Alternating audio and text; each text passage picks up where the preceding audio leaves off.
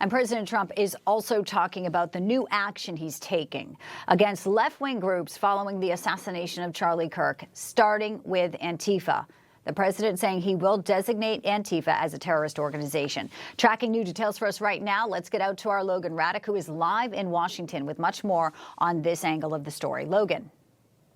Yeah, Bianca, good afternoon. It's a move that has the support of Republicans in both majorities in the House and the Senate. It's also something that President Trump considered doing back in 2020 during those summer riots in the aftermath of the death of George Floyd. Now, as part of this designation, President Trump says that he will, quote, also be strongly recommending that those funding Antifa be thoroughly investigated in accordance with the highest legal standards and practices. Now, Democrats are expected to comment on this in a press conference that's set to happen any moment. On the Senate side, Democrats, though, they have downplayed Antifa for years.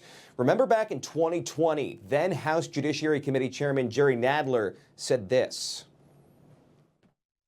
True. There's violence across the whole country. Do you disavow the violence from Antifa that's happening in Portland right now? There's riots. That's a myth that's being spread only in Washington, D.C. About Antifa in Portland? Yes. Sir, there's videos everywhere online. There's fires and riots. They're throwing fireworks at federal officers. DHS is there.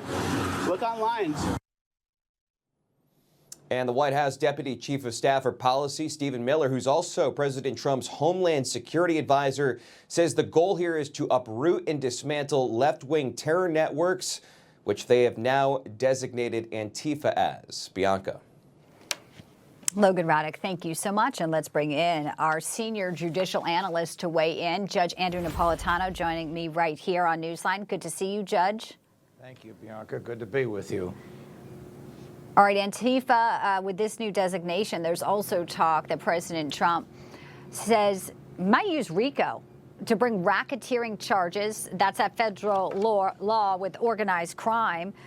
If people are funding left-wing protest movements, there's also concerns about money from overseas being brought in here to fund some of this terror. Judge, what's your take on the legalities and the tough talk we're seeing now from this administration?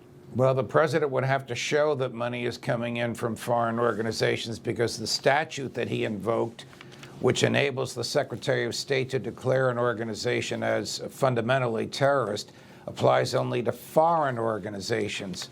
So to the extent that Antifa, which as I understand it is not one organization, but many, many autonomous organizations using that name, is truly domestic, the courts will invalidate this. But if it's truly foreign, then the president may very well have a case because we can see the violence going on. And RICO, real quick, Judge, seems like that could be a possibility as well. Yes, RICO stands for Racketeer Influence Corrupt Organization Act. It was written to bankrupt the mafia, and it largely worked. It allows the government to seize 3 times the assets of any entity that is basically thriving on violence and raising money or acquiring wealth as a result of the violence. It looks like a lot of material evidence might be there showing violence. Judge Knapp, good to have you with us. Thank you so much.